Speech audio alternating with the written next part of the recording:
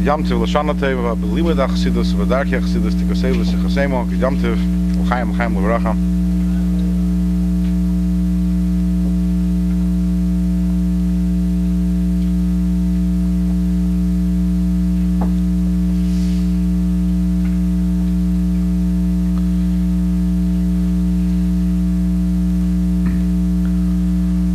So by Chassidei Chabad,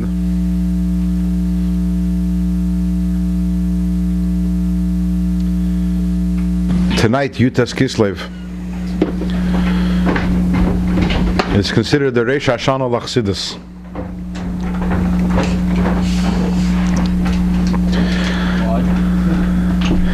Tonight and tomorrow, Yud Tes Kislev is the yard site of the Magid, the Magid of Magid, and it's also the day when the Alter Rebbe was released from prison. Alter Rebbe was in prison due to a mesira, a libel, by opponents of Chassidus, and they accused Alter Rebbe of many things. They accused him. Alter Rebbe at that time was the leader of Chassidus in Lithuania and White Russia. That was also the stronghold of that time of the opponents of Chassidus. In other words, when the Magid passed away, so he had many students. And the students spread out throughout Eastern Europe and Poland and Galicia and Hungary. And over there wasn't so much opposition to Chassidus. But where the Alter Rebbe was, which was in White Russia, Lithuania, and that area, so there was a lot of opposition over there to Chassidus, and he was slandered to the Tsar that first of all Chassidus is a new religion, and that's something which was made dictators very scary. New religions always scared them. Also, they accused Alter Rebbe of allying himself with the Turks, the Ottoman Empire, who at that time were at war with Russia. And on Yud Tes Kislev, the Alter Rebbe was freed. And one of the axioms, one of the foundations of Chassidus is, and Kabbalah for that matter, is that everything that happens over here in this physical world is merely a symptom, a manifestation, an expression of something that's going on in a higher spiritual world. So it's called the Hishtalshelus. Because something is happening in a spiritual realm, therefore it has a physical effect. So by Hasidim was always mekubal that Alter Rebbe's imprisonment wasn't just because of the Tsar or because of Mesira, but at that time there was a kitrug in heaven. There was a Tanya lodged against the complaint lodged against Alter Rebbe and against the idea of the notion of disseminating Chassidus. And on Yud Tes Kislev, which is when the Alter Rebbe was freed, so it's more than the liberation of an individual person from prison, but rather that's when the green light was given in heaven for the continuing dissemination and promulgation of Chassidus. In 1902, Tafrei Samach Beis. So the fifth Lubavitcher Rebbe, the Rebbe Rashab, Reb Shalom Doiver, so he wrote a letter, and in this letter he wrote that Karev Hadavar Loimar, which translated in English, Karev Hadavar Loimar means it would seem that it would be the correct thing to say that Yud Tes Kislev is Rosh Hashanah for Chassidus. That was in 1902. In 1943, the Rebbe published a book called Hayom Yom, which is a calendar with Chassidic aphorisms for every single day of the year. And the Rebbe included this letter from the Rebbe Rashab, but the words Karev Hadavar Leimar were deleted. There was an ellipsis there instead, 3 dots, which is another idea, which is that when a Rebbe, by Chassidim we say, the Rebbe is Ayesh Leimar, by a Chassid is Avadai. When the Rebbe says something maybe, then by a Chassid is for sure. So 1902, when the Rebbe Rashab wrote this letter, so it was a very, very big Simcha by Chassidim. It's a big deal. Yud Tes Kislev is Rosh Hashanah for Chassidus. But the problem is that not all the communities, the Chassidic communities, received this letter before Yud Tes Kislev. So the Chassidim in Vilna didn't get this letter on time. They got it after Yud Tes Kislev, and they were devastated. They didn't celebrate Yud Tes Kislev properly because they didn't know that it was Rosh Hashanah L'Chassidus. So they actually went to the Rav of the city, was Reb Chaim Moiser, and they asked him what to do, how to fix this this inadvertent error, and Reb Chaim Oizer instructed them that they have to make a separate day where they have to re-celebrate Yud Tes Kislev with the new kavanah that's Rosh Hashanah l'Chasidus. This was back in the day, some 120 years ago, when at that point the Hisnagdus, the opposition to Chassidus, was kamat non-existent. So all the Gedolim, even those that are quote-unquote Misnagdish Gedolim at that time, were all close with Chassidim and all had a very big respect for Chassidim and for the Chassidish Remes. Al Kapanim, it's a big day. It's Rosh Hashanah l'Chassidus. And today we're going to talk about a very important element of Chassidus, which is the idea of Simcha. Yeah. I find it a little funny talking about Simcha. Maybe we should get some music and start dancing a little. Maybe we should say a little more L'chaim. It automatically be a little more B'Simcha. L'chaim, L'chaim L'varacha.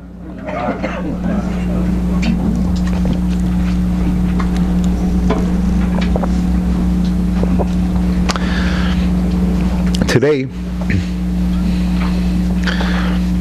in the last 25 years or so, after communism fell in Russia, so besides for all the other beautiful things that brings about and the renaissance of Jewish life in Russia, also we have access to many of the documents that obviously were under lock and key for hundreds of years. And among the things that were revealed were the Alter Rebbe's, the actual the file of the Alter Rebbe. They kept the records of everything, and it's a very, very thick file. It was printed, the whole thing translated into Hebrew and printed. The entire file of the Alter Rebbe's court proceedings and the whole everything that went on. I actually just today got on my phone a picture of the actual decreeing that the Alter Rebbe should be freed, signed by the Tsar. Actually got a photocopy of that. That's something which in the last years, as the archives have opened up, there's access to a lot of very, very fascinating material. So that's going back hundreds of years. There's also a lot of files of particular Chassidim. We know back in the 20s and the 30s and the 40s when Chassidim were arrested en masse for spreading Yiddishkeit. So the transcripts of the interrogations also are fascinating. We see how Chassidim remained Chassidim even under duress. How they would never name names. The only names that a Chassid ever mentioned was either someone who was dead or someone who had already moved out of Russia. But the Abbas Yisrael was incredible. You see it in the transcripts. So one of the things that there is in the file of the Alter Rebbe is also the original complaint written by the Misnagdim, by the opponents of the Alter Rebbe. What are the complaints against the Alter Rebbe? So as I mentioned earlier, one of the big complaints against the Alter Rebbe was, again, the Alter Rebbe wasn't implicated as an individual here, but rather as the primary leader of the Chassidic movement in the region at that time. So it was, and they were complaining that Chassidus is a new religion.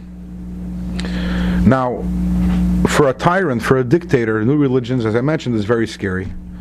Because religions that you know, religions that you're comfortable with, you know that you have the people under control. But when something new comes up, when a new religion comes up, so then you have tzaras. You don't know, what are they going to be the new rules? What are they going to be their new beliefs? Are they going to be faithful to the government? They're not going to be faithful to the government. And over the generations, many times when there were Yidden who were Peirush Medarki Atzibur, who went off the way, it wasn't the Yidden who had to deal with it, the Jewish communities, but actually the governments dealt with it, because they did not like. They wanted what they're comfortable with. They wanted what they knew and what they recognized, and they weren't looking for new troublemakers. So the ones who wrote up this complaint against the Alter Rebbe, one of their tainas was the Alter Rebbe was starting a new religion, which was something which was absolutely not allowed. So how do you taina that? Chassidus is a new religion? So they have it over there. It's written in the papers. They have two main tainas, two main complaints, which both of them demonstrate that the Chassidus is not really Jewish. Complaint number one is that Chassidim spend an inordinate amount of time on davening, and that's not part of the Jewish tradition. In the Jewish tradition, we spend a lot of time on limud HaTorah. We're supposed to learn a lot of Torah. Davening is something, yes, we do it 3 times a day, but it's not It's not a cornerstone of the daily avodah. So the fact that Chassidim spend so much time davening demonstrates a clear divergence from the Jewish path. That was number one. And number two, they pointed out the fact that Chassidim are happy. And that's not a Jewish tradition. Is it serious? That's what they said? They said that by us we know that as long as we're in Gueulah we're supposed to be sad and depressed. And there's even a Gemara quoted that Asur la'adam shimali schoik piv ba'elam hazeh till Mashiach comes. We're not supposed to be happy. We're not supposed to laugh, because it says in the pasuk oz yimali schoik pino that only then, after the Gueulah, so then we'll experience true happiness. So the fact that Chassidim are so happy demonstrates again that this is something completely different and out of the pale of normative mainstream Judaism. And in fact, the very, very early Chassidim, the name Chassidim, before it caught on, there were also one of the names that Chassidim were called were the Freilacher, the happy ones. So we see that that happiness is a cornerstone of Chassidus, and the Baal Shem Tov put an incredible emphasis on Simcha. We see it in some of the letters that the Baal Shem Tov wrote. Some letters that we have that the Baal Shem Tov wrote to Rabbi Yaakov Yosef of Palna, to the Tilbus Yaakov Yosef, where he strongly chastises him for his derech, which is a derech of fasting and segufim and of hepech hasimcha, the opposite of simcha, and encourages him to be b'simcha. There's a vart that's miyuchas to the Baal Shem Tov that says that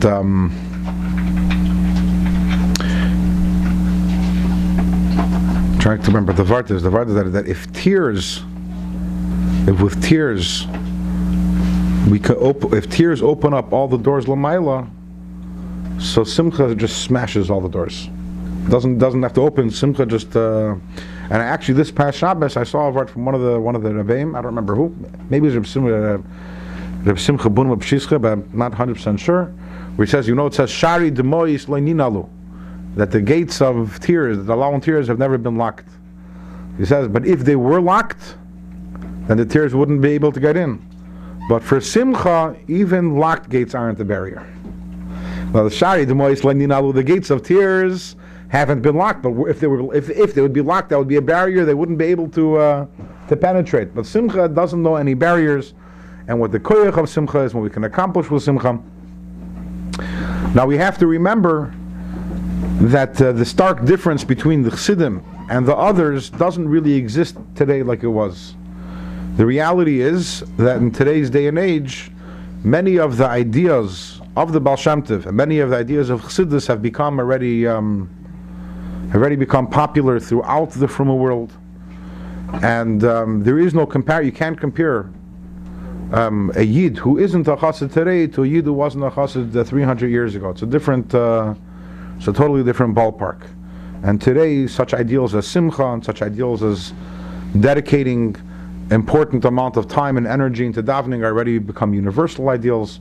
But this is something which really, we have to appreciate, this really started with the Baal Shem Tov. This is not something which always was this way. And even today, obviously, by Chassidim, it's still much more of an emphasis on Simcha. And obviously, you go into Chassidish shuls on a Shabbos and a Yom Tov, and there's dancing, and there's singing, and there's clapping. And by most non-Chassidish shuls, they still won't do that. And obviously, there's a tshuva from the Munkacher, the Minchas Elazar, who explains how it's mutar al pi halacha. But at the end of the day, this idea, the Frierdiker Rebbe, he describes in his memoirs, the previous Lubavitcher Rebbe, the way Simchas Torah would appear in the average shul 300 years ago, before there was Chassidus. And it's a very depressing description. And that's because Simcha wasn't considered... So when the Baal Shem Tov came along and he introduced that the idea of Simcha is an important idea, it was a theological shift. In other words, it wasn't something that people were used to as being the Jewish way. But more importantly, the importance of Simcha in terms of Avodas Hashem is an emotional shift. In other words, there's moving the mind and there's moving the heart. So the Baal Shem Tov did both. On the one hand, the people were philosophically opposed to Simcha, and the Baal Shem Tov came along and spoke about the importance of Simcha, as we're going to be talking as we continue. But there is also an emotional attachment that people have to sadness, to seriousness, to somberness, which we naturally associate with Kedusha more so than Simcha. And that's something that the Baal Shem Tov tried to change. This is not what's written in the books, this is human nature. By human nature, we feel spiritual and we feel holy when we're feeling sad and depressed and serious. I think everyone here can relate to the fact that we feel more holy on Yom Kippur than we do on Purim. In Kippur and Shul, when we're all serious, it gives us a holier feeling than we're sitting by the Purim Suda and eating and drinking Ketov Lev. Is that a reality? Is it taka that way? We know that taka, based on Tikkun Zer, Chassidim come along and say that Yom Kippur is Yom Kippurim. That taka doesn't. That Purim is the greater of the two. And why is that? Because Simcha is taka greater. But that's something. It's not only a theological shift. That's something which, in our hearts, we feel the funeral makes us feel holier than the wedding. And in the wedding itself, we feel holier by the chuppah, which is more somber, than we do by the dancing. And that's human nature. And it's a question. We have to ask ourselves, why? Why is it that we naturally associate seriousness with Kedusha and happiness not so much with Kedusha? Happiness is not so associated with Kedusha. And that is so, again, to reiterate, the Baal Shem Tov when the Baal Shem Tov was coming and telling us that Simcha was a holy thing, he was battling two things. He was battling the philosophy of the time, but he was also battling human nature. And a chassid is someone who has introduced Simcha in his life and realizes that Simcha is taka the ideal of Simcha. And this is something which by Chassidim is very apparent. I'm looking for a role model for my child. I want to show my child a Chassidish Yid. And I have two options who I'm going to show my child. I can show him someone who's davening, his towel is pulled over his head with tears streaming down his eyes, or I can show him a chassid who's dancing. Which one am I showing him? So I think almost all of us here would probably pick the former. But based on what chassidus is, I think that the better role, not that there's anything wrong with davening and with crying in the middle of davening, but the ideal of Simcha is the highest ideal by chassidim. It always was. I remember very clearly by the Farbrengens of the Rebbe, there were very little slow songs that were sung. Almost all the songs were happy songs. And on the occasion when they would sing a slow song, the chances are that the Rebbe would be going like this to sing faster. Even though it was like a slow, soulful Chassidish song, the Rebbe wanted that also should be mit der Simcha. And there are many other such examples of how, especially growing up and being by the Rebbe, many such examples of the Rebbe's koch and simcha, desire constantly to be singing and dancing and to try to get people to be b'simcha. And that is because simcha is a major ideal. And that's what we want to talk about tonight. We've established that by Chassidus, simcha is very important. It doesn't get more than the famous Piskam of Reb Nachman, which many songs have been made on it. Mitzvah Gueulah liyas b'simcha tamid. And that's pretty much unqualified. It doesn't say, why you should be happy, what you should be happy about. But the Pashat, there's a mandate. Chassidus gives a mandate to be b'simcha tamid, to be always b'simcha. And the question is why? So if I ask you all, do you want to be happy? I think everyone's going to answer that they want to be happy. But is that my Yetzer Hara? Is that my Yetzer Tov? To use Tanya terms, is that my nefesh alakis? Or is that my nefesh abahamis? I understand why I want to be happy, because life is easier when I'm happy. Or maybe the other way around. When life is easier, I'm happy. So therefore happiness might be a symptom of things going well. But what is the ruchniistika? What is the avodas Hashem imperative and reason why we should be b'simcha. And then obviously, the next question that has to be asked, which we have to address also, is, someone help me out over here. What's the next question? Once we know that we have to be b'simcha, why we have to be b'simcha, how do we be b'simcha? Very good. Without the how, everything is a little hollow. So, as in every other area in Torah, there are many levels of understanding, and there are many reasons. There are many reasons for Simcha.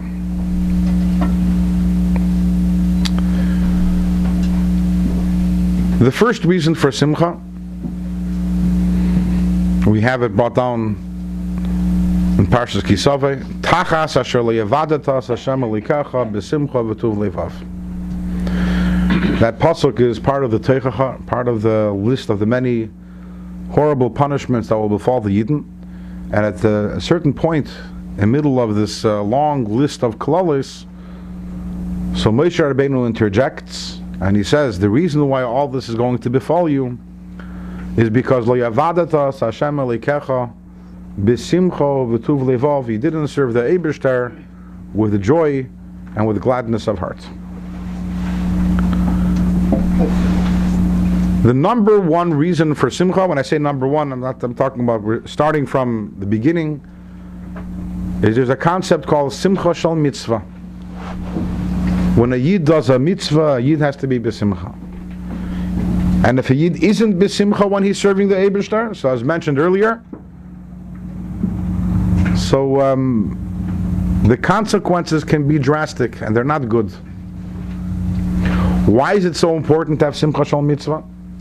And this is something which is not a chiddush of Chassidus. This is brought down in Chazal, the Gemara. Ein shchina sheira el matech simcha. What kind of simcha? Simcha shel mitzvah. By the way, the Arizal said that all the giluyim that he was zeicher to, and we know what kind of giluyim the Arizal was zeicher to. In other words, the whole system of Kabbalah, not the whole, but a large part of the system of Kabbalah we have today, comes from the Arizal. And where did the Arizal get it from? The Arizal was nisgala to the Arizal. It was revealed to him. Because it wasn't, his teacher didn't have it. He didn't get it from his teacher.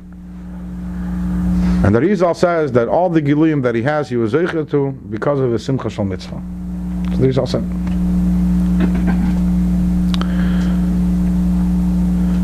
If one doesn't have Simcha Shal Mitzvah, that's a very powerful statement that the person doesn't understand and doesn't appreciate what he's doing. Imagine that you were given the opportunity to save a person's life. Straight out. There's a person, chas v'shalom, you bump into a person who was on the ground, had a heart attack, you administer CPR, and the person's fine. You saved a life. How happy would you be? We can only begin to imagine the joy that we would feel knowing that we saved a person's life, because we recognize the significance and the importance of what we had just done. If a Yid does a mitzvah and he's not b'simcha, what does that show about his appreciation for the mitzvah, his appreciation for the Eibishter, his appreciation for the connection and relationship with Hashem, which is created through doing this mitzvah? So number one, on the very, very simple level, the reason number one for Simcha is that we're Yidden and we were able to serve the Eibishter. And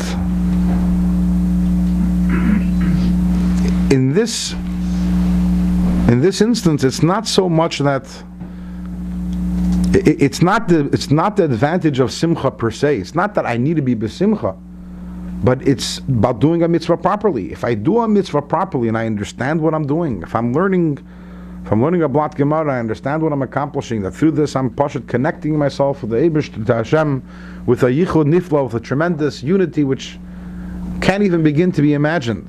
And we recognize who the Eibishter is. We recognize, we're talking about Melech, Malchi, Amlach, HaKadosh Baruch Hu, the one who created this world and all the worlds and everything. It automatically has to lead with a simcha. And if there is no simcha, there's a simcha that something over there is missing. It's interestingly, the Arizal says that and the next words of the pasuk are Mei Reiv Koil. and Pashup Pshat, this means because you didn't serve the Eibishter with Simcha, with Tuv Levav, and with joy of heart, Meireiv Koil, when you had everything in abundance. In other words, when you were in Eretz Yisrael, and you had all the brachas, and each tachas gafne v'tachas teinasa, each person had whatever they need, and you didn't serve the Eibishter when you had Meireiv Koil, you know, all that. So that's why the next pasuk says Vavadata Seivecha, etc. That's why the different punishments will come. That Rizal says Meireiv Koil means something else.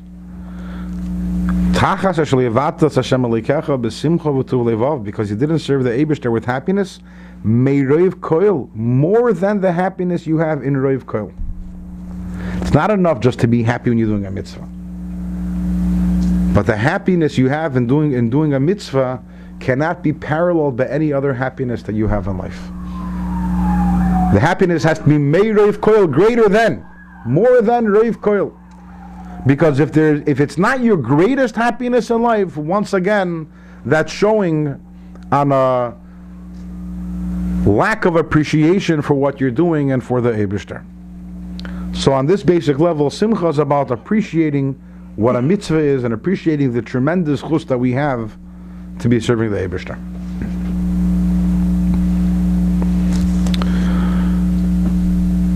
No, so then we only have to be besimcha when we're doing mitzvahs. How about the rest of the time? How about when we're eating? How about when we're sleeping? How about when we're working, we're exercising, whatever else we're doing? So here's where another central idea in Chassidus comes to play. Again, it's a central idea in Chassidus. It's not a chiddush necessarily of Chassidus. You have it already in Pirkei Avos. B'chol ma'asecha yiyu l'shem shamayim. And the Shlomo Melech says, B'chol drachecha de'eyu, that in all our ways we have to know the Eibishter. And kol masecha yiyu l'shem shamayim, whatever we do has to be l'shem shamayim. And this is another fundamental part of Chassidus, which the Baal Shem Tov taught, which is that we are not supposed to dichotomize our life. We're not supposed to divide our life into the parts of time when we're serving the Eibishter. Again, this is in Shulchan Aruch and in Kitzur Shulchan Aruch and in Rambam, but the Baal Shem Tov made an ikar out of this, made a very important point out of this, which is that we tend to look at our life as divided into shtei reshuyos. There's the part of life which we devote to the Eibishter. There's part of life which is serving the Eibishter, and that includes davening, and that includes learning, and that includes the mitzvahs that we do. And then there's the rest of the time. And the true Torah understanding is that there's no such thing. I was created to serve the Eibishter. That means every single part of me is there to serve the Eibishter. And when I'm eating, I can be serving the Eibishter. It's actually, by the way, harder to serve the Eibishter when you're eating than it is when you're learning. It's a greater challenge. And when I'm sleeping, I can be serving the Eibishter. As in Shulchan Aruch, Shulchan Aruch actually outlines all the different endeavors that we have in our lifetime, whatever it may be, that every single thing that we're doing should be for the Eibishter. And that's using a term which is very much in vogue today, that leads to a holistic lifestyle. A lifestyle that isn't fragmented. It's not that 1 hour during the day I'm serving the Eibishter, but the next hour of the day I'm doing this. But my entire life has one goal, that is to serve the Eibishter. And sometimes I'm serving the Eibishter through learning, and sometimes I'm serving the Eibishter through eating, and sometimes I'm serving the Eibishter through working, and sometimes I'm serving the Eibishter through vacationing. Whatever it is, it's all about being mindful and having, when you wake up in the morning, you're saying, Meida ani lefanacha, and you say, Hashem, today my day is yours. Whatever I'm doing in order to serve you.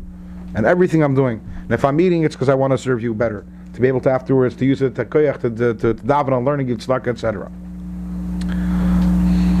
It's about a certain hishtavus, a certain that life, because everything in life in a way is the same, and that everything is there to serve the Eibishter. The story is told about two Kotzker Chassidim who they were incredible masmidim,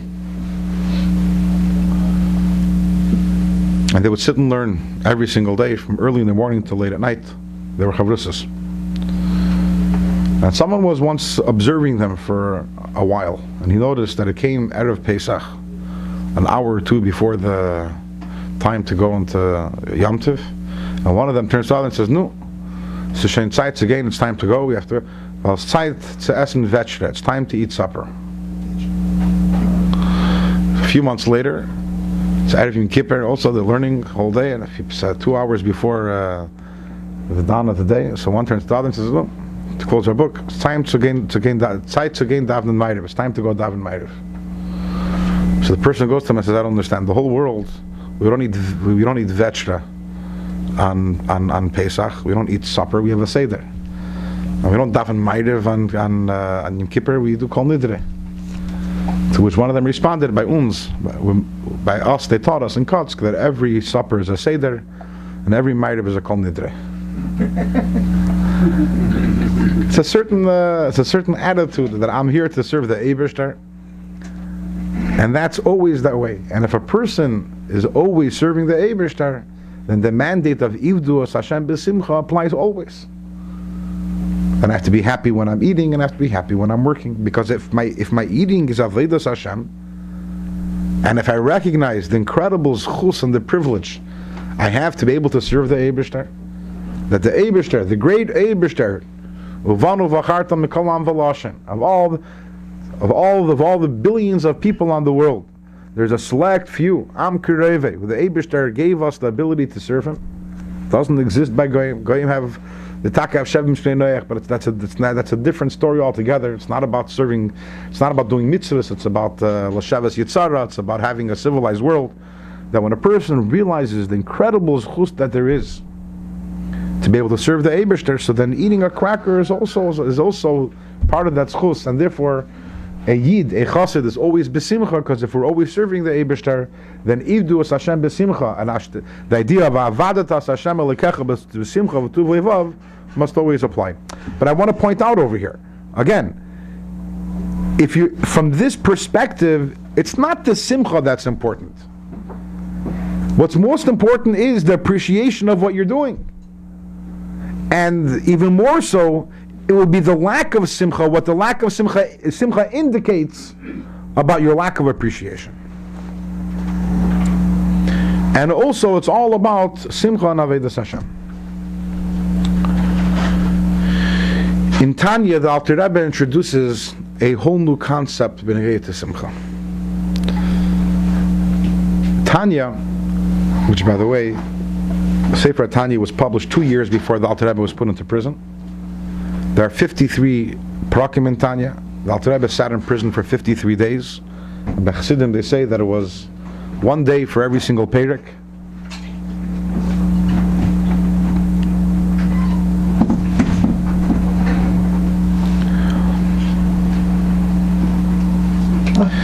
And the Tanya was published, again, the Alter Rebbe was released from prison, Yud Tes Kislev Tavkuf Nun Tes. That would be 1899, or 1898 probably, if it's before 1898. And the Tanya was published in Tavkuf Nun Zayin, Chav Kislev. Chav Kislev 2 years earlier. 2 years minus a day earlier. So Sefer Tanya is about the Mulchama, the war, the constant struggles and battles and wars that are going on within us. The whole Sefer is based on Kikar ve'elecha adavar miyoid, the pasuk Kikar ve'elecha adavar miyoid beficha v'vavcha l'saysay, which means how is it possible, Taka, to do everything, to do Torah, and to learn Torah and do mitzvahs, despite the fact that we all know the incredible Mulchama Atzuma, the incredible battle that entails. And for the first 25 prakim of Tanya, the Alter Rebbe outlines a program, a regimen of what a person can do, and the thought processes and the behaviors that a person can adopt in order to be able to be successful in all struggles and in all battles. In Perek Chavav of Tanya, chapter 26, the Alter Rebbe begins and says, but there's something I didn't tell you yet. And that is a little secret. Everything I told you before, it's only going to work if you're besimcha. If you're not besimcha, nothing's going to help. Why is that? So Alter Rebbe gives an example.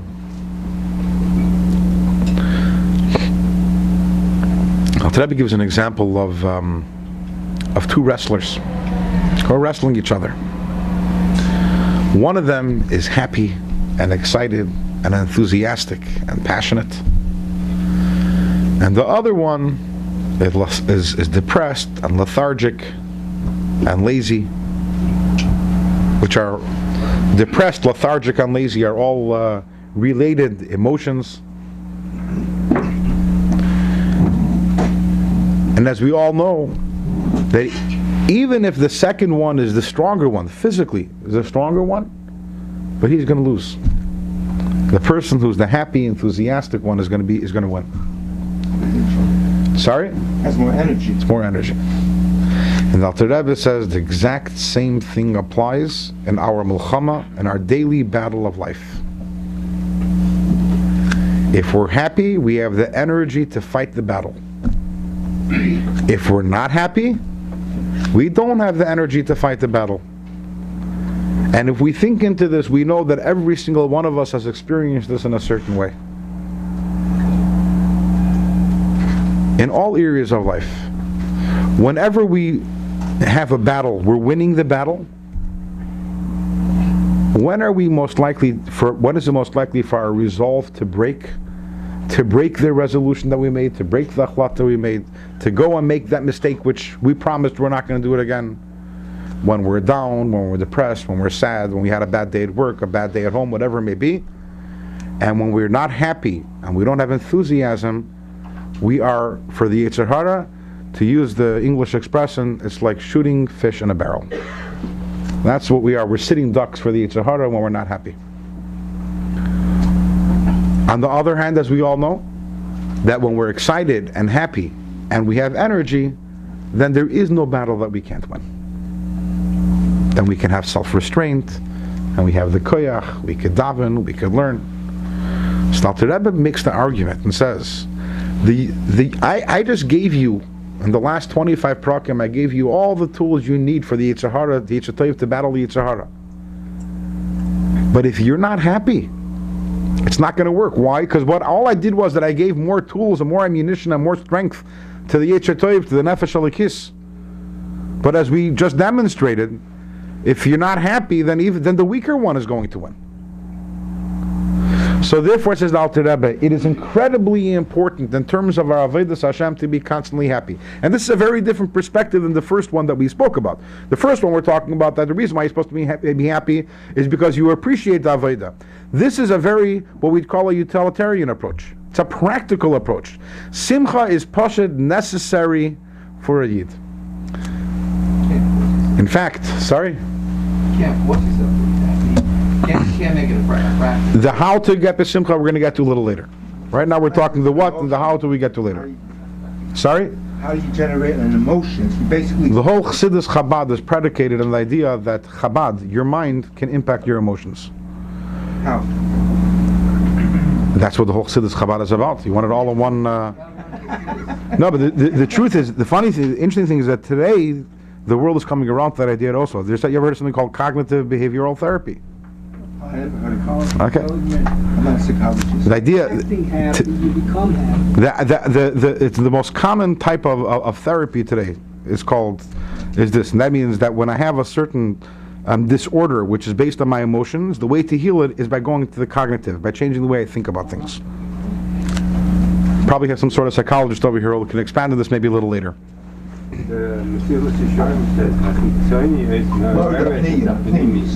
the chinuch also, mitzvah tazayin, that pul achrei pulas t'mshachas alavavos. That is true, but that is a more of a makivtik approach. I want to move back to what we're talking about because that's a little of a tangent. Yeah, I mean that's a whole farbrengen for itself. It's not a tangential issue, but in the topic we're talking about right now, it's a little of a tangent. It's a very important issue. Yeah.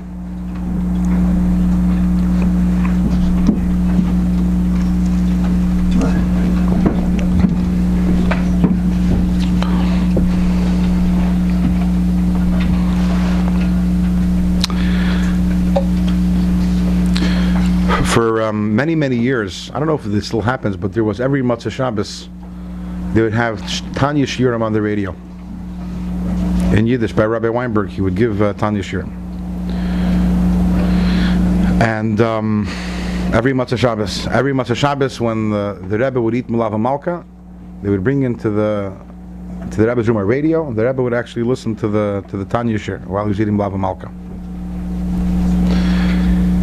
And for the person who taught the Tanya on the radio, it wasn't just he opened up a Tanya and he started reading and started explaining, but he prepared a script beforehand. Every word, every taich, every explanation, and it was all given into the Rebbe to edit. And over there, on that shelf over there, you have 3 books called Shiur and B'Sefer Tanya, and that's actually what Shiur and B'Sefer Tanya is those scripts for the radio. So you have the words of Tanya, and then the Yiddish translation and the different explanations, and it was all edited by the Rebbe. And there are many places wherein the Rebbe also added in. If you look, it's full of the Rebbe's comments. We'll say Ha'aras Kvei Kedush Sadmor Shlita, where there are many comments, many comments of the Rebbe on Tanya. And recently, what was revealed was the actual what do you call them? The papers the Rebbe edited. Actually, you see the Ksav Yad, the Rebbe's edits on the papers. Sorry? Transcripts. The transcripts. It's all online actually. I forgot what the website is, but the entire Tanya, written with the transcripts, it's in old typewritten pages, and it was all scanned and it's all online. So you see over there the Rebbe's original, the Ha'aris, the Rebbe writes. But more interestingly, what I find sometimes is you see the corrections the Rebbe makes. And some places the Rebbe makes some corrections, and when you're reading it, you don't realize the Rebbe corrected that. You don't know that there was something said before, and now it's just part of the standard text. So in one of the prakim after Perich Hafei, they wrote over there, as Avodas Hashem darf sein besimcha. And the Rebbe erased it, and the Rebbe wrote Ayid darf sein besimcha. It's a subtle difference. In other words, they wrote there, the service of Hashem must be besimcha.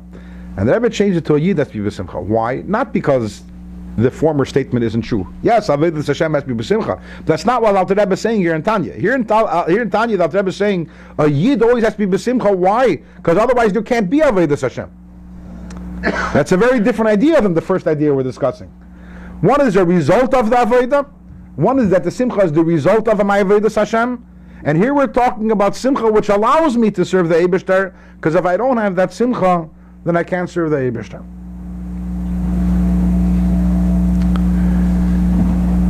And the Alter Rebbe says like this, something which is an amazing idea, and to fully grasp it, it's mind-blowing. If you can fully appreciate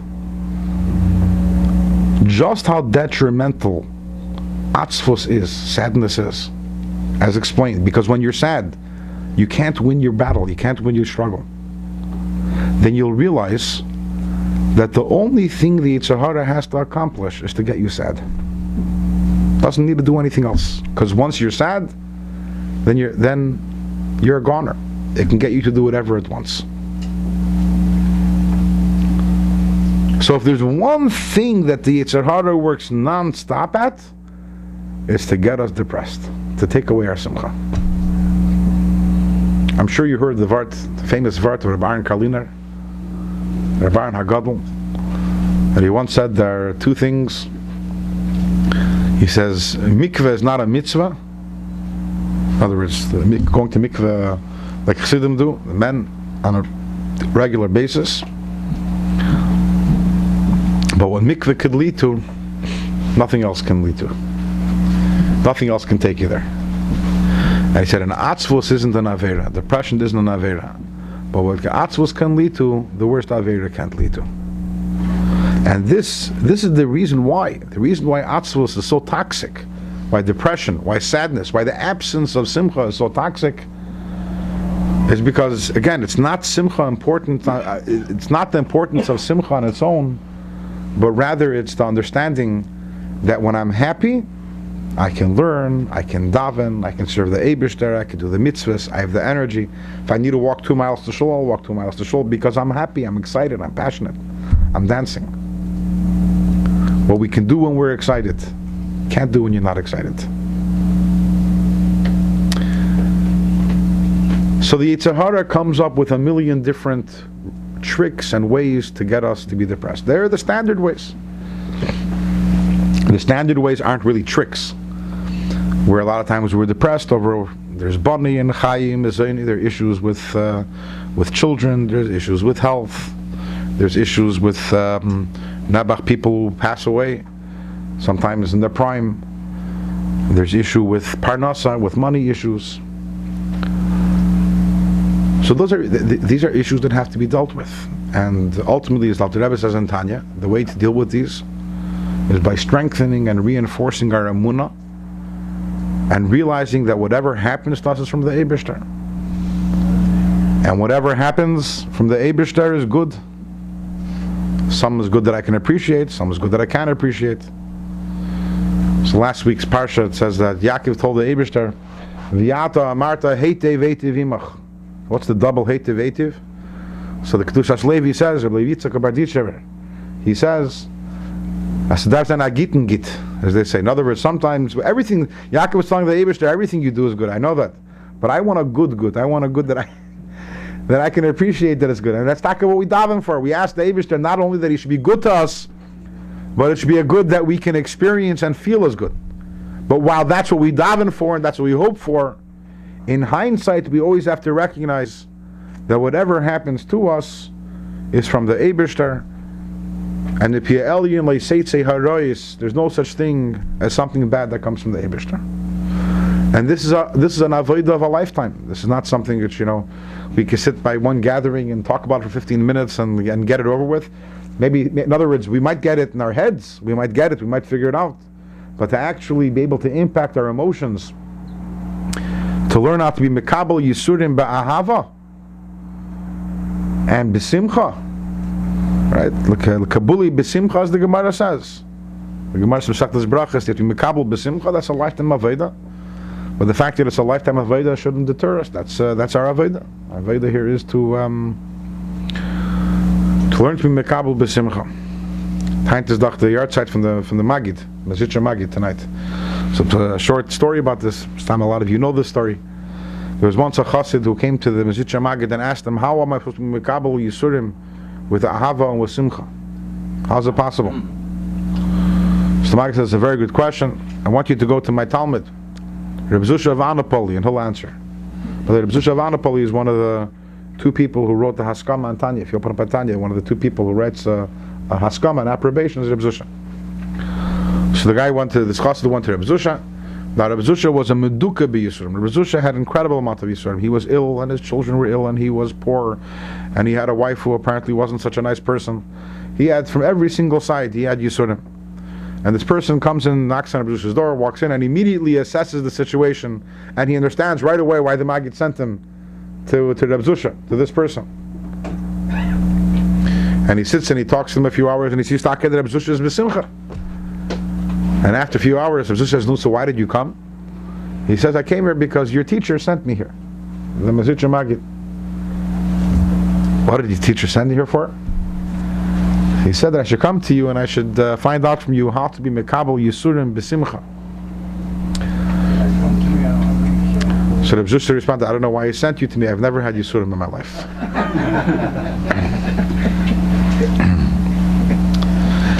I don't know if that's a level that we mamish can all reach. That's. But as Reb Zusha himself once said, the very other famous word of Reb Zusha, when I come Lamaila after 120 years, they're not going to ask me why I wasn't the Moshe Rabbeinu, why I wasn't the Chayes, the Rambam. They're going to ask me why I wasn't Zusha could have been. So they're not going to ask us why we weren't Zusha. They're going to ask us why we didn't do the work that we could have done in our own way. And this is an avodah. An avodah is not to let the things that happen to us in life disturb our simcha. And that's true again. That's a strong emunah and betachon in the Eibishter, which takes constant development and nurturing. It's not something. It's a daily work of hisbeinenus and thinking about the Eibishter, which is really part of davening. But that's the obvious. Then Alter Rebbe says the Yetzer Hara has other tricks to get us depressed. Again, Yetzer Hara doesn't care how we become depressed. To him, all that matters is that we shouldn't be happy. We should be depressed. We should be upset with ourselves, disgusted with ourselves. That we shouldn't have that energy.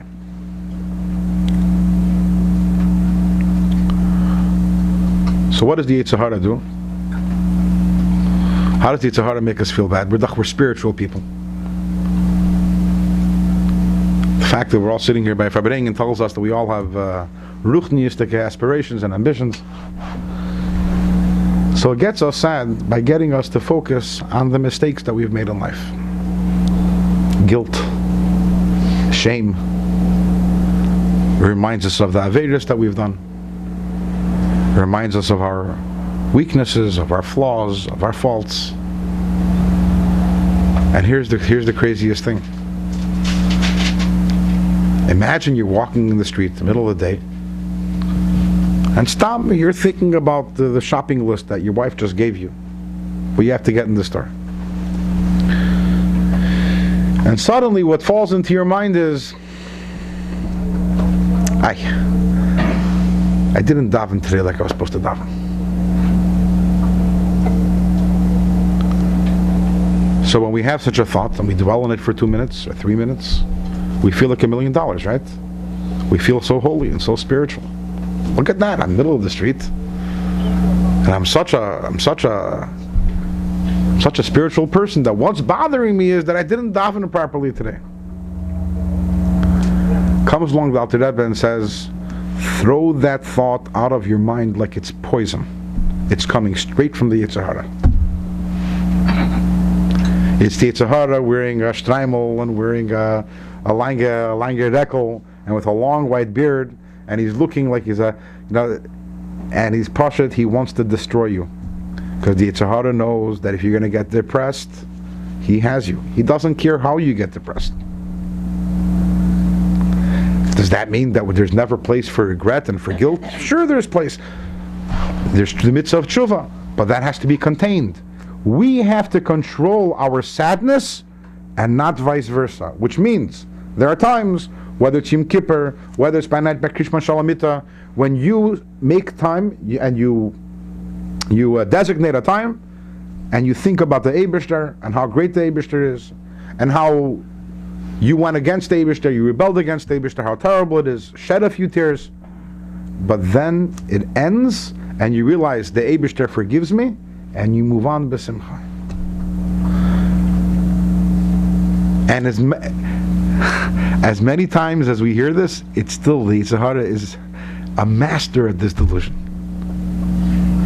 Because what is our greatness? What is our greatest sadness? Yeah, we can have people have difficult lives. It's true. I'm not chas v'shalom trying to belittle the difficulties that people have, but the greatest sadnesses that we have in life are not from things that happen to us. The greatest sadness we have in life is from ourselves, from who we are, and from what we've done.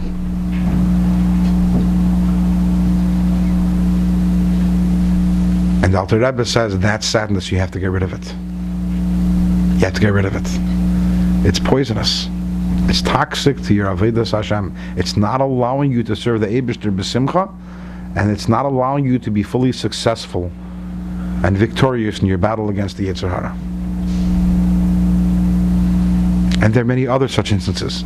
We're not going to go through all of them, but I invite you all to come and join the Shiur Tanya. Then we get upset about who we are. Not what we've done, but who we are. I have bad midos. I have an anger management issue. I'm a bad father. I don't care too much about my kids. I'm just giving you examples of I'm lazy. I have horrible, disgusting desires. Or any other of those self-descriptors that we have which pull us down. Says the Alter Rebbe, nothing to be sad about. All those things you just described, those are gifts that the Eibishter gave you. Your job is to battle them. You didn't create yourself. You have an anger management problem? Whose fault is that? It's yours? It's the Eibishter's. My son came home from school the other day saying that he heard of art. The only difference between a stepping stone and an obstacle is how you use it. That's something which you can become a better person because of it. You could realize the challenge of the Eibishter, but your personality which the Eibishter gave you is perfect for you. That's what the Eibishter. If you think that you're a defective creature, then you're saying the Eibishter created something defective. What's the story in the Gemara where who is it? Rishima ben Elazar went and he told to someone that he's mechur. He told him that he's ugly. And what did that person tell him? Go to the one Lech Luman Shasani. Go to the one who created me. The Eibishter doesn't create ugly things. The Eibishter creates beautiful things. You're beautiful. You have character defects. That's part of your avodah. That's exactly what the Eibishter wanted. If the Eibishter gave you anger management problems because your avodah is to overcome it, that's a gift to you. That's your way to serve the Eibishter and to earn your Elam Haba. Don't be depressed over who you are. And Alter Rebbe goes through other such things if a person is upset that they can't daven properly because of machshava zaris. And the point remains the same in every single time, which is that a lot of times, and this is so important to understand, that a lot of times when we're sad over things that are spiritual, and we think that they're holy, and we think we're spiritual about them, we should know that it's tachbulas hayetzer, it's mamish the Yitzhahara trying to get us down. Because Avodas Hashem, I was going to say Avodas Hashem has to be b'simcha, but no, because a Yid has to be b'simcha. A Yid has to be b'simcha in order to be able to serve the Eibishter. And anything that gets you out of that simcha zone is chaser treif. And I want to reiterate, there is a time for merirus, there's a time for but that's limited times, controlled times. That's not the avodah of a Yid constantly.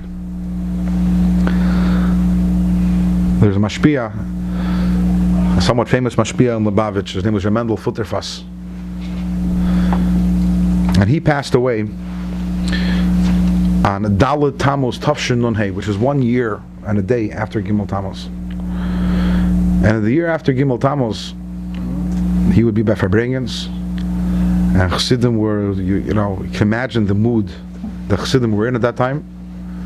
And very often the people that would be singing Nigunim, which were slow Nigunim, and what they call Niguni Gaguim, Niguni Seiros. And he would always say, no, sing a happy song. He says, Ervil, he wants, the Yitzhahara wants to get us depressed, and we're not going to allow it. We're not going to allow it. A happy song. And it's something, a chassid can say, I'm upset, I'm depressed because I can't see the Rebbe. Can't see my Rebbe. And that seems to be such a holy aspiration. And you feel holy by it. But a real chassid realizes that that's not holy.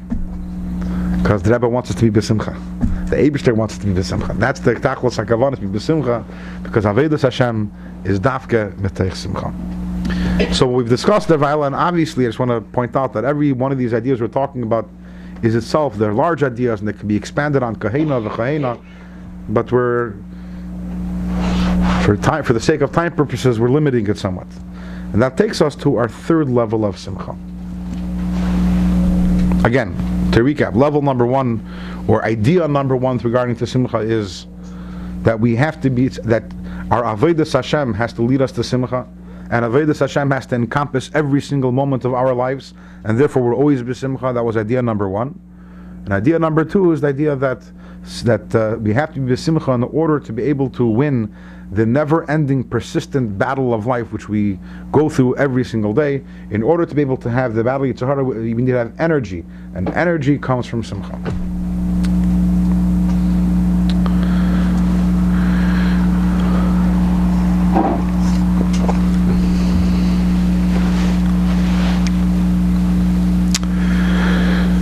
There's a pasuk in Yeshaya that says, "V'yasfu anovim b'Hashem simcha," which means that anovim, those who are humble, will increase in their simcha in Hashem.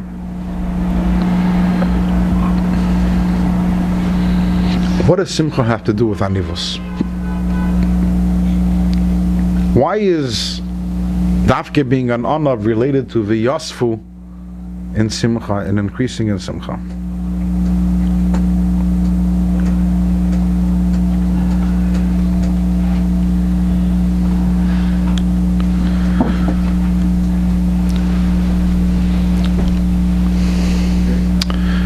One of the most basic ideas of Tanya, not one of them, but the most basic idea in Tanya is this chiddush, which we've discussed over the last weeks for those who joined the Tanya Shiur, that every single Yid has two nefashos. Not that there's one person that has different desires, but there's actually two completely distinct animating forces within me. The Nefesh Elikis and the Nefesh Abahamis. The Nefesh Abahamis is self-centered. It seeks pleasure. It seeks self-preservation.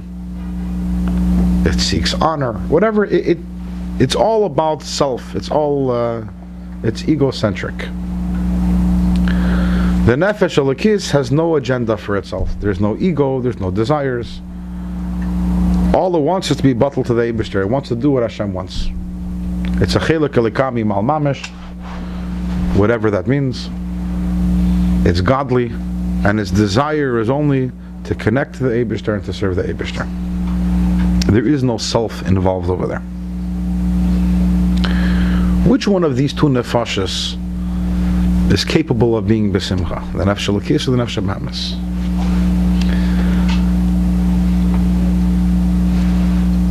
The Nefesh Abahamis essentially can't be happy.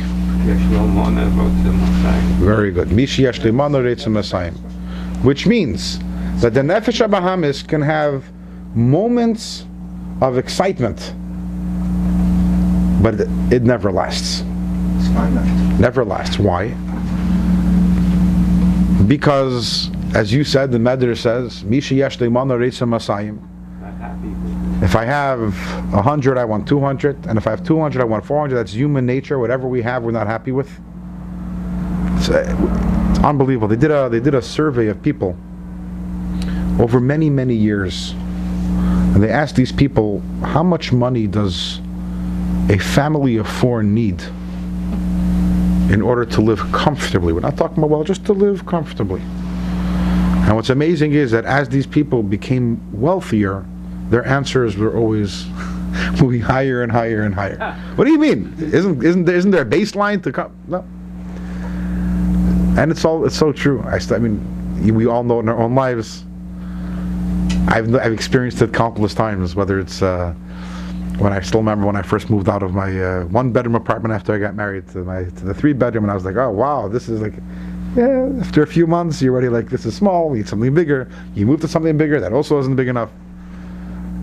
You get a car, you need another car. You need one phone, you need a better phone. It's just in every. So you're excited for a little, but you want more. And the words of Chazal, that no one dies v'chatzi ta'avasei biyadeh. No one dies having fulfilled half of what he wants. And that's obviously all a description of the Nefesh Abahamis.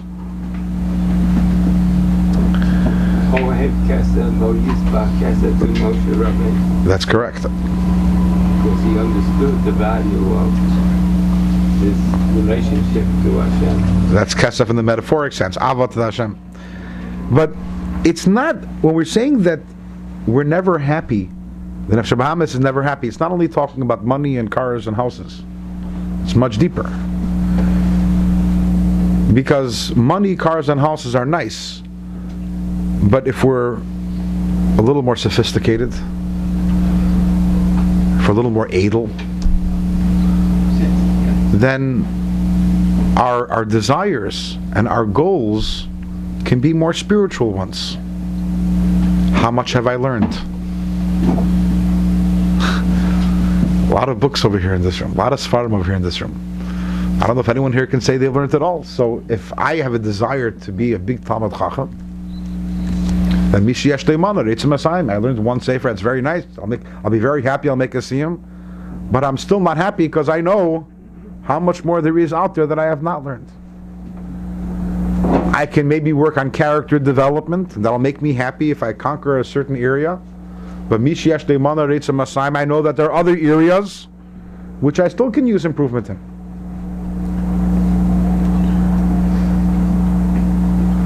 So the Nefesh Abahamis essentially can't be happy. Why?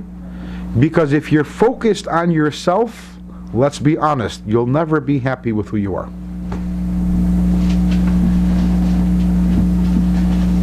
There's always areas where you want more and where you want to improve, and that's part of the human condition. That's the definition of the Nefesh Abahamis. which is that you're never happy with what you have. So you'll have little bursts of excitement. I got a new car, so I'm happy with it for 2 weeks. But the nekuda, the idea of having stable and lasting simcha, that can't come from the Nefesh Bahamis. It's actually the antithesis of what the Nefesh Bahamis stands for.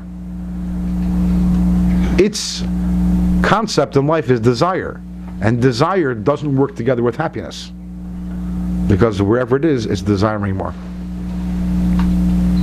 And again, we're not just talking about possessions, we're talking also about simcha with who we are, happy with who we are. And let's turn for a moment to the Nefesh Elikis. What does the Nefesh Elikis want? It's so simple. What does it want? It wants to connect to Hashem. That's what makes it happy.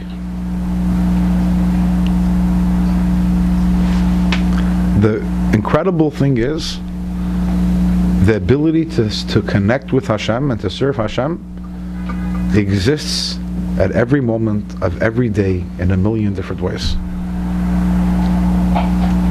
The nefesh elikis is like a kid in a candy store, and the candy is all free.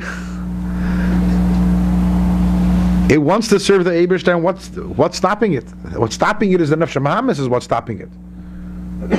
But in terms of the ability for the Nefesh Elikis to be happy, it can be happy at any moment. I'm not perfect. It's not about me. The Nefesh Bahamis is focused about me.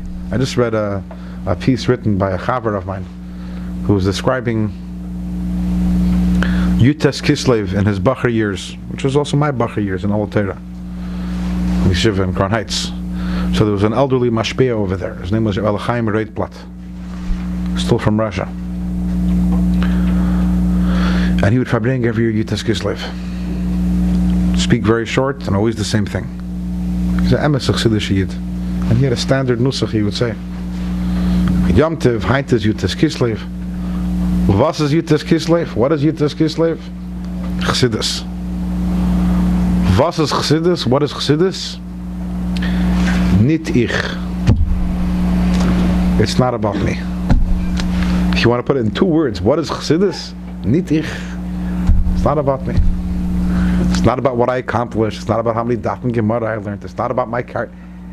It's about serving the Eibishter. Who's a chassid? Someone who's being kind to his creator. It's not about, it's not for me. And that's taka Yisayid Chassidus. We're doing it well. It's not about me, it's about what has to be done.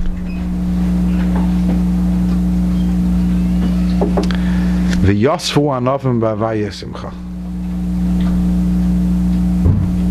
less you think about yourself, the happier you're going to be. Anivus, the connection between Anivus and Simcha is that the less you think about yourself, the less you're self-absorbed, and the more you're focused on serving the Eibishter, the happier you're going to be. And self-absorption can be in Kedusha also, to make that clear.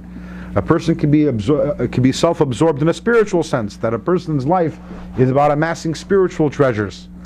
And about, again, how many Daf and Gemara I learned, and how many mitzvahs I did, and how much tzedakah I give. And it's all about, as long as it's about that, again, you're never going to be happy with your accomplishments. And there's always going to be someone greater than you out there who you're gonna look up to and say, I still have so far to go.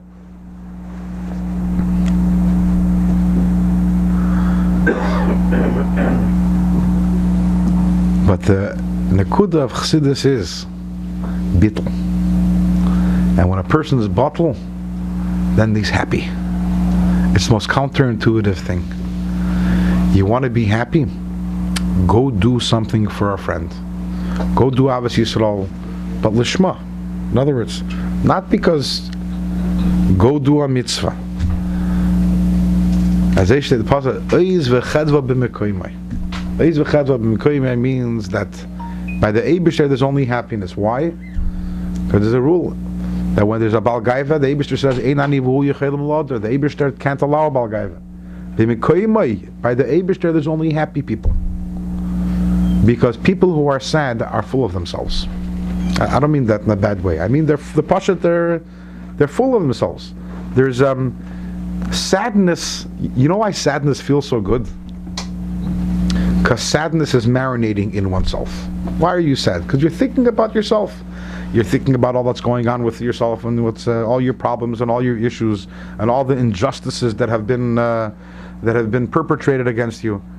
Sadness comes from thinking about oneself.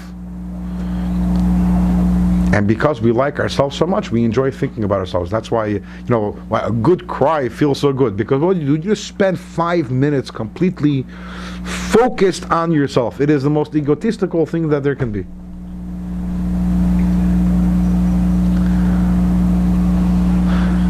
Next week's Parsha, the Parsha Vayigash, you have over there how it says that Yosef and Binyamin, they cried over each other's shoulders. So it says that Yosef cried for Binyamin's, the Beis HaMikdashes that are by Binyamin, and Binyamin cried for the Beis HaMikdashes that are by Yosef. So the Rebbe asks, why isn't each one crying about their own Beis HaMikdash? So the Rebbe says, if you have a problem, don't cry, go fix it.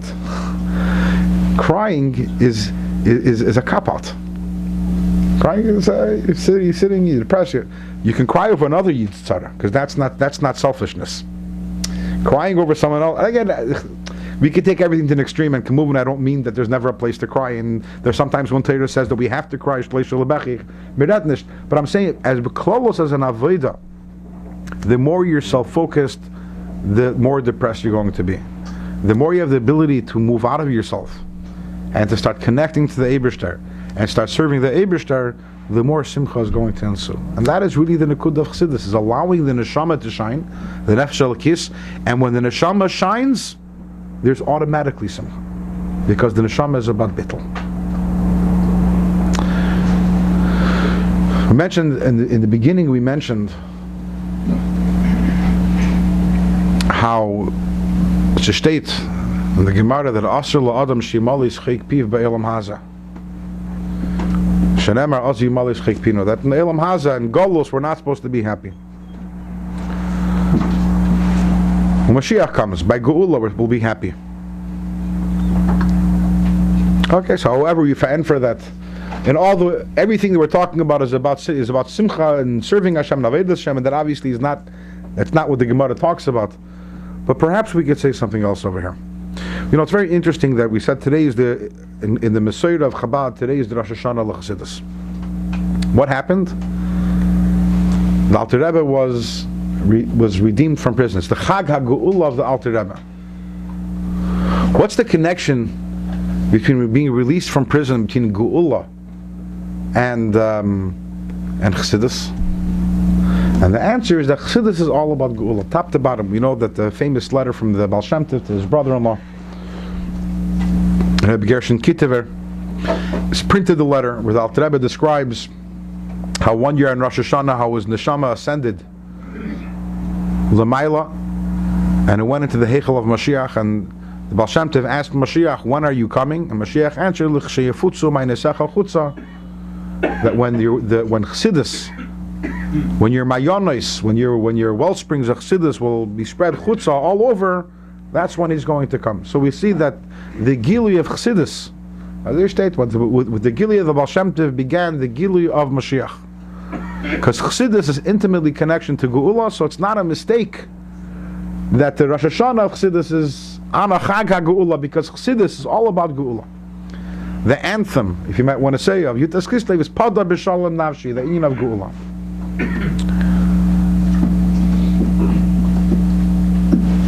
What is the Gueulah that Chassidus brings about?